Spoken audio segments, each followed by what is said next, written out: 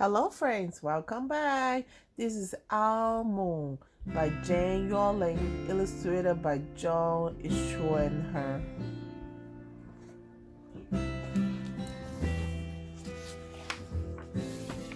Our Moon.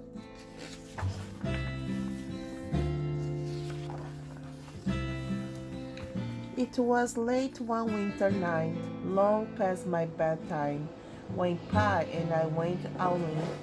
There was no wind. The trees stood still as giant statues, and the moon was so bright the sky seemed to shine.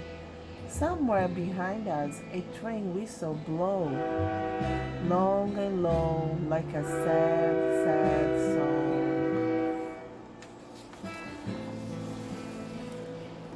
I could hear it through the woolen cap Pa had pulled down over my ears. A farm dog answered the train, and then a second dog joined in.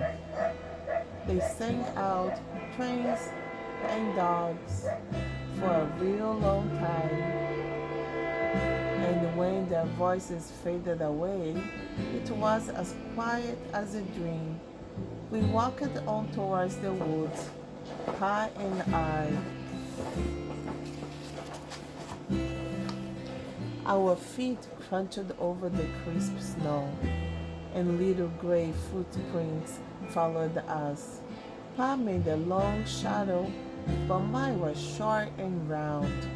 I had to run after him every now and then to keep up, and my short, round shadow bumped after me. But I never called out. If you go owling, you have to be quiet. That's what Pa always says. I had been waiting to go owling with Pa for a long, long time.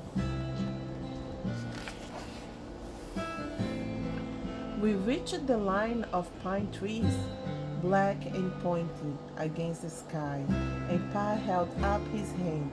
I stopped right where I was and waited. He looked up as if searching the stars, as if reading a map up there. The moon made his face into a silver mask. Then he called, "Roo, roo, roo, roo, roo, roo."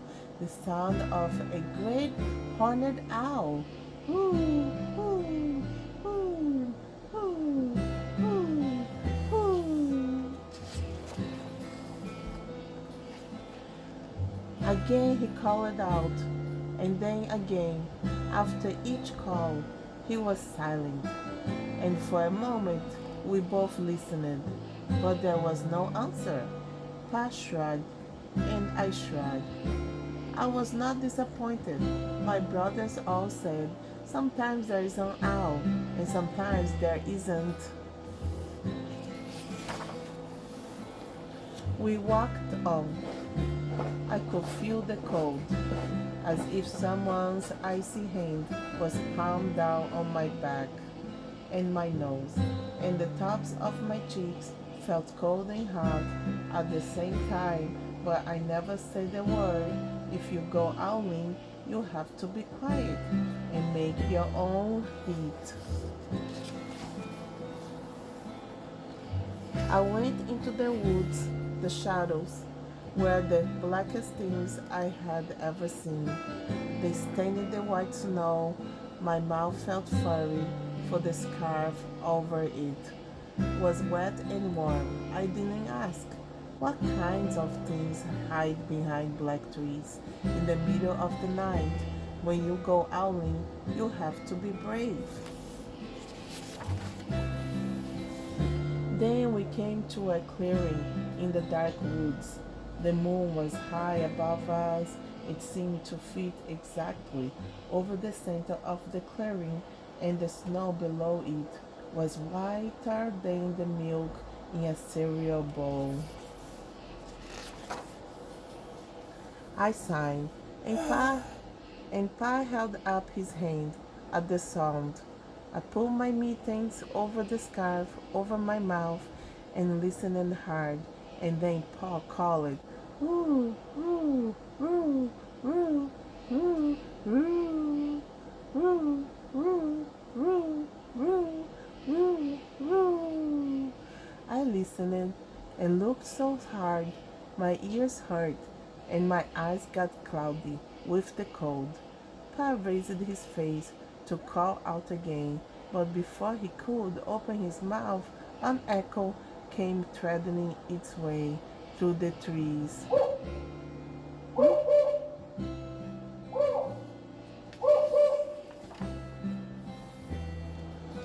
Pa almost smiled, then he called back. Roo, roo, roo, roo, roo, roo, just as it is. And the owl were talking about super or about the woods or the moon or the cold. I took my mitten off the scarves off my mouth and I almost smiled too.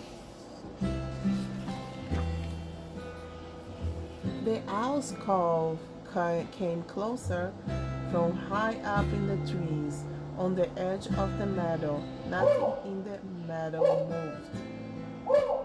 All, all of a sudden, an owl shadow, part of the big tree shadow, lifted off and flew right over us. We watched silently, with heat in our mouths, the heat of all those words we had not spoken. The shadow hooted again.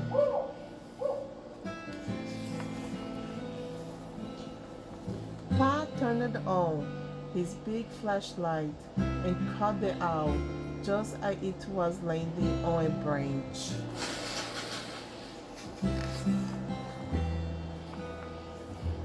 For 1 minute, 3 minutes, maybe even 100 minutes, we stared at one another.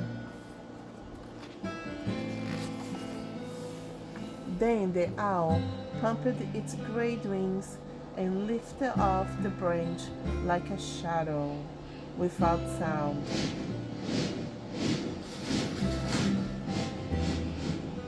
It flew back into the forest. "Time to go home," Pa said to me. I knew then I could talk. I could even laugh out loud. But I was a shadow as we walked home. When you go owling, you don't need words or warmth or anything but hope. That's what Pa says, the kind of hope that flies on a silent wings under a shining owl moon.